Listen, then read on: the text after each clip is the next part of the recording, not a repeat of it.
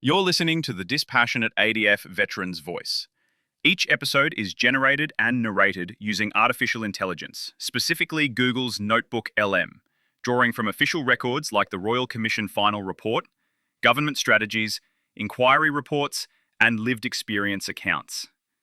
The narration is delivered in American accents, as that is all that is available in this emerging AI tool. Don't let that distract you. This isn't the voice of any one veteran or organisation. It's Australia's veterans' story, told through evidence, not opinion. Here are your hosts. Okay, let's unpack this. Today we're doing a deep dive into, well, the very foundation of veteran well-being. And what the sources are showing us is you just can't separate physical health, mental stability from things like stable living conditions and safety. We really talk about that crucial link between secure housing, access to justice, and, the devastating crisis of veteran suicide. These aren't just like separate problems, are they? They seem deeply connected. Yeah, what's really fascinating here is just how foundational these specific areas are, within that whole model of support. When researchers look at I think it's 8 core factors influencing veteran well-being out in the community. 3 big ones: home and housing, income and finance, and justice and safety. They don't just influence it, they really form the bedrock, the absolute foundation. And if these basics fail, well, everything else starts to crumble. The challenges veterans then face, they become incredibly complex, intertwined. The research calls it comorbid and integrated. Right, so if the bedrock cracks, the whole structure can collapse. Okay, so our mission today seems clear. We need to explore that historical promise of security, identify exactly where the system seems to fail, where it generates these really high-risk crisis points, homelessness, incarceration, particularly those, and then look at the integrated local strategies that are actually showing some success. We're trying to give you, the listener, a shortcut to understanding this critical ecosystem. So this idea that a nation owes security, owes a home to those who serve, that's not new, right? It's a core historical obligation. We see it written down very early on in the system designed for returning soldiers, particularly in Australia after World War I. Yeah, that's where repat, as it's often called, the repatriation system, that's where it really took hold. The War Service Homes Department was set up. It was a direct, tangible expression of that obligation. The whole goal was to offer eligible veterans financial help, good rates to build homes or buy land. They even built entire housing estates for ex-soldiers. This wasn't just paperwork, it was meant to be the physical proof of the nation fulfilling its debt. So high ideals backed by pretty massive government action. But even 100 years back, we see the cracks, the difficulties in actually making it work. The sources talk about administrative problems almost straight away, poor construction quality, buying unsuitable land for housing. It just proves that delivering social support effectively has always been tricky, complex. And that history really forces us to ask, okay, if the promise of security has always been tough to deliver, what does securing the home really mean today? And what's the cost of failing now? This is where the modern financial argument just becomes, well, impossible to ignore. Stable housing isn't just a social good, it's actually a profound economic intervention. You must be talking about that incredible data point from the sources. Yeah. The one about the housing first model. Exactly, yes. The research, often using data from firms like KPMG, it projects these huge financial gains. Adopting a housing first approach for, say, vulnerable young people, specifically 15 to 24-year-olds with mental illness at risk of homelessness, that's projected to generate, wait for it, $4.8 billion in long-term savings. Wow, $4.8 billion. That says a lot, doesn't it? It tells us the current costs tied up in instability, emergency health services, justice system costs, long-term welfare. It must be astronomically high. Oh, absolutely. The immediate investment in housing, it stabilizes the person. Yeah. And that prevents much, much greater spending down the line. Across health, justice, social systems, you name it. It's pretty definitive proof that housing stability is fundamental to overall prosperity. It's not some expensive luxury, it's like preventative medicine, but for the social determinants of health. And this is where that shift from financial cost to human cost. Well, this is where the conversation gets really urgent. When those foundational supports, income, housing, that sense of safety when they collapse, the risk factors dramatically converge on these critical issues. Yeah. Most acutely, suicide. Suicidal distress, it's often framed as almost a response to overwhelming, relentless suffering. Suffering caused by things like chronic income insecurity, housing uncertainty, those social determinants. And the data just bears that out so tragically. You look at the suicide rate for ex-serving females. Between 1997 and 2021, it was 107% higher than the general Australian female population. That points directly to, well, lethal systemic failures, either during or immediately after service. And if you dig a bit deeper into the separation process itself, the risk isn't even uniform. It's highly stratified. Those discharged involuntarily, specifically for medical reasons, they were found to be 5.2 times more likely to die by suicide than those who chose to leave. 5.2 times. That's staggering. That doesn't just sound like a transition failure. That sounds like the system might be actively putting vulnerable people at greater risk during that exit process. What's going on psychologically during this change? Well, it connects right back to the nature of military life itself. It's often described as a culture of cultural immersion. It demands intense discipline, obedience. Your whole identity is defined by your group role. So when that service ends abruptly, especially if it's an involuntary medical discharge, veterans report this profound loss of identity, relationship problems, grief. The abruptness seems key. Right. We invest huge resources in entry training, preparing them for combat, for group cohesion. But the sources really highlight this sudden lack of corresponding intense exit training. That's the disconnect, exactly. They lose that central identity, that sense of purpose. Often it's coupled with poor financial stability or immediate housing worries. The system basically prepares them brilliantly to enter this highly structured world, but leaves them kind of unprepared to navigate civilian life without that same structure.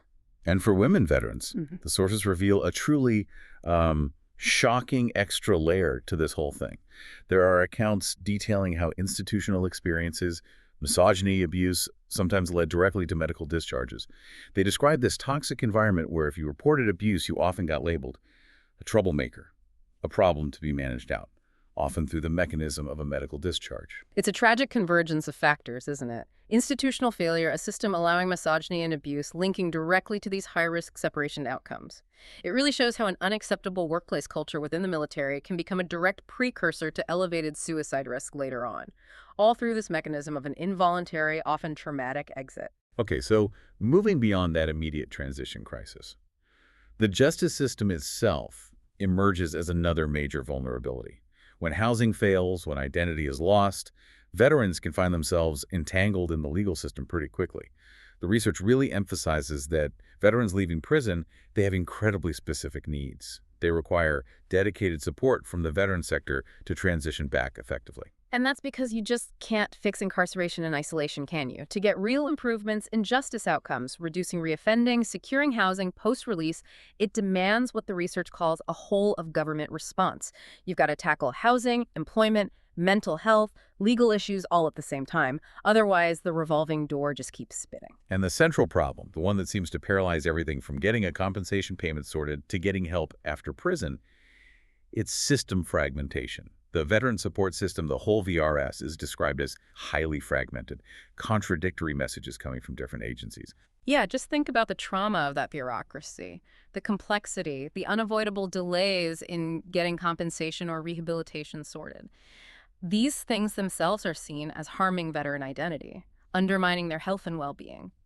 Veterans talk about feeling re-traumatized, having to tell their most painful stories over and over again to different people, different agencies, just to get the basic support they're entitled to. That sounds less like inconvenience and more like a safety issue, actually. If just navigating the bureaucracy is damaging someone's health, what concrete steps were recommended to tackle this? Well, that lack of trust, that overwhelming complexity, it led to a really crucial recommendation in the justice area. The Department of Veterans Affairs, DVA, needs to fund legal advice and representation. Specifically, this support should be there on a means-tested and merits-tested basis for claimants navigating those complex compensation claims, especially when things escalate to the Administrative Appeals Tribunal, the AAT. So hang on. The government agency that decides on compensation should also fund legal help for veterans trying to challenge that decision. That speaks volumes, doesn't it, about how complex and maybe how adversarial the current process feels to veterans. Legal support becomes almost a necessary safeguard against bureaucratic harm itself. So look, if the problem really is fragmentation, then the solution has got to be integration, right? The path forward seems to fundamentally require changing how government actually engages with community problems. We need to shift beyond just, informing people and actually start partnering properly. You're talking about that shift from place-focused approaches to genuinely place-based solutions. Can you break that down for us, make it accessible? Yeah, absolutely. Think of it like this. A place-focused approach is kind of like the government holding all the cards, all the money and power. And, occasionally they call community leaders in for a meeting, ask for ideas. But ultimately, the government decides the plan. A truly place-based approach flips that. It flips the power dynamic. Government acts as an equal partner, sharing control, sharing data, working with local communities to define shared outcomes.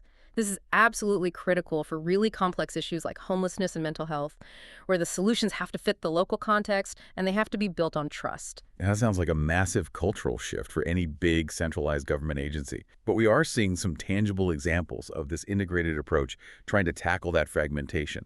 Yes, we are, definitely. The setup of veterans and families hubs is a prime example. They're designed as genuine one-stop shops. Coordinating services, yes, but also crucially facilitating social connection. And that directly tackles loneliness, which we know is a major suicide risk factor. We also see groups like RSL Life Care actively working with government programs like Rent Choice Veterans, providing essential transitional accommodation for homeless veterans. That's place-based action happening right there. And absolutely crucial to this whole support ecosystem is the family. They're often the first responders, aren't they, when a veteran is in crisis? That's exactly right. Families are essential for mitigating suicide risk. But the reform efforts really highlight that families need to be empowered. They must be able to access services independently of the veteran. That's key. If a veteran refuses help, the family shouldn't be blocked from getting tailored support for themselves, for their own stress, for the vicarious trauma they experience. They shouldn't need the veteran's permission to seek help for themselves. And they also asked for practical relief from that bureaucratic trauma we talked about. Something simple, like a family information profile, so they don't have to keep retelling their story, the whole history of their veteran's illness, to different agencies every single time they reach out for support. Yes.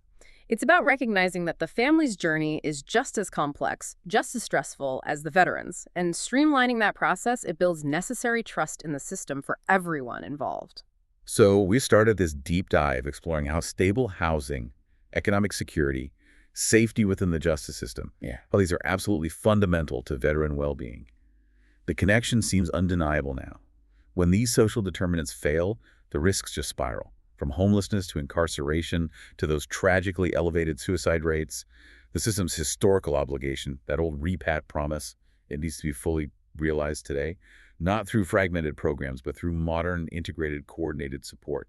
Exactly. And the crucial insight for you, the listener, I think, is that effectiveness isn't just about having more programs or, throwing more money vaguely at the problem. It's about breaking down those silos. It's about building genuine trust at the local level. And it's about moving away from that damaging narrative that sometimes frames veterans as, damaged goods.